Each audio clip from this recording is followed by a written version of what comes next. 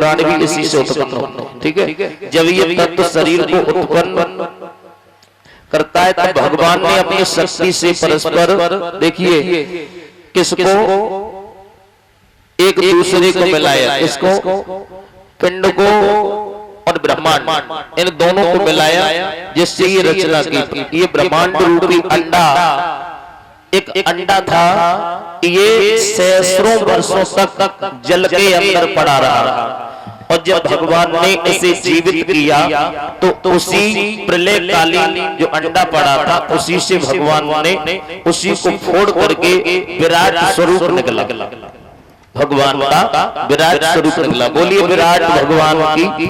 और उन्हीं विराट भगवान के शरीर से ही ये सभी उत्पन्न हुए।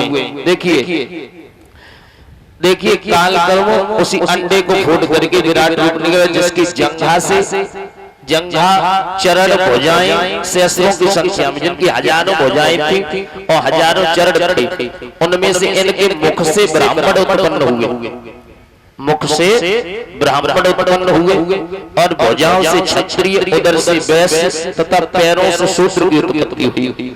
ये लिखित प्रमाण में यह देख सकते हैं आप अगर शंका हो तो।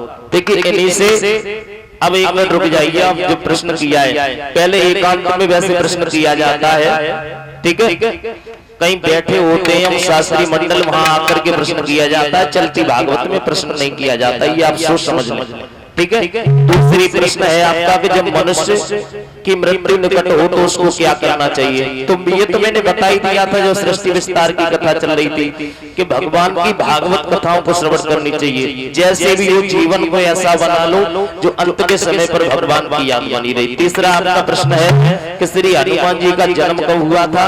तो हनुमान जी का जन्म त्रेता युग के अंतिम चरण में मंगलवार के दिन चित्रा नक्षत्र में मेष लगन।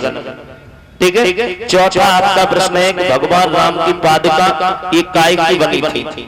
जो भगवान राम की पादुका थी ये बहुत ही अच्छे काष्ठ की बनी हुई थी और ये जो पादुका थी जो भगवान के जो राजा रघु थे, रघु जो कौन थे, ये दशरथ के पिता रघु, ये रघु को एक गरीब ने भेंट की थी, गरीब ब्राह्मण ने ये चरण पादुकाएं भेंट की थी। इन्हीं चरण, एक मिनट रुक जाओ, अब प्रश्न किया तो शांत बैठा करो थोड़ी देर के लिए। ये गरीब ब्राह्मण ने रघु को चरण पादुकाएं भेंट की थी जो राम ने पहनी थी। ये पादुकाएं जो खड़ाऊ कहते हैं जिन्हें, इन्हीं पादुकाओं को राजा रघु को भेंट किया गया था और उन्हीं को राम ने, देखिए रघु ने उस ब्राह्मण से लेकर के अपने सर पर जन्म दिवस के मौके पर दी गई थी। रघु का जन्मदिन था तो उस ब्राह्मण के पास में कुछ नहीं था तो उसने बहुत अच्छी पादुकाएं बनाई हुई थी जो रघु को भेंट की थी। ठीक है,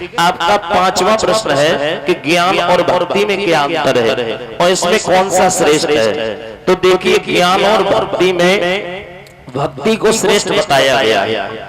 श्रेष्ठ कौन है? भक्ति। क्यों?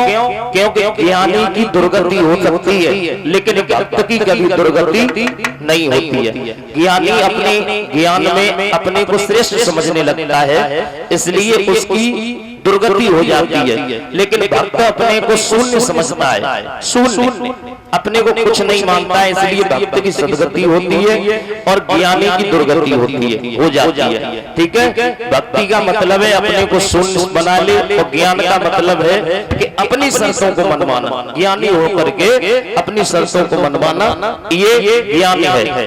तो इसलिए ज्ञान और भक्ति में भक्ति श्रेष्ठ है। बोलो गोविंद भगवान की। देखिए आप जो भी प्रश्न करेंगे मैं उनका उत्तर दूंगा, लेकिन चलती कथा में आपसे विनम्र अनुरोध है कि चलती कथा में डिस्टर्ब न किया करें। आपको समय नहीं है, आप बैठ करके प्रश्न करते हैं हमसे, रोजाना आते बैठ।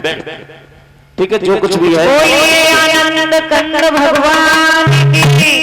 देखिए कोई बात नहीं, बहुत बहुत धन्यवाद जिन्होंने प्रश्न किए हैं, लेकिन याद रखना चलती कथा में प्रश्न करने से आप जानते हो भागवत में लिखा हुआ है जो लोग ऐसे प्रश्न करते हैं, अब मैं नहीं कहूंगी, ऐसे प्रश्न इस जगह पर नहीं किए जाते हैं। आप एकांत में बैठ करके कर सकते हैं। अगर देखिए, अगर आपने प्रश्न पूछे बाई चांस हमसे नहीं आते हैं, तो क्या आप अपने आप को श्रेष्ठ समझते हो? देखिए, कोई भी परिपूर्ण नहीं होता है। हम इस व्यासपीठ पर बैठे हैं, इसका मतलब ये नहीं है हम सर्वज्ञ हैं। सर्वज्ञ तो सिर्फ भगवान है। लेकिन फिर भी आपसे अनुरोध इतना करेंगे, भगवान की कृपा इतनी है कि आप प्रश्न अगर पूछना चाहते हो तो पूछ सकते हो। अगर हमसे भी नहीं आते हैं तो हमारे पिताजी कभी हैं, हम उनसे पूछ करके आपको बता देंगे। बोलिए गोविंद भगवान की। सभी भक्त बोलेंगे। अभी देखिए, और देखिए, आपने ये प्रश्न किए, हमारे यहाँ से तो आपको 5 प्रश्नों के उत्तर मिल चुके हैं, लेकिन इस जगह पर कोई दूसरा वक्ता होता, शायद उससे ये प्रश्न ना आते तो शायद उसका ये अपमान हो जाता। क्योंकि आप जानते हो, साधु संत ब्राह्मण इनका शारीरिक मरने का विधान नहीं बताया। सब यहाँ से हटो, बिल्कुल मंच खाली कर दो, हटो यहाँ से, उधर बैठो जाकर के। इनका शारीरिक मरने का विधान नहीं बताया। केवल सांड वाले बैठे और सब चले जाए यहाँ से। आप जानते हो, साधु शास्त्री ब्राह्मण इनका अपमान करना ही मृत्यु दंड के समान होता है।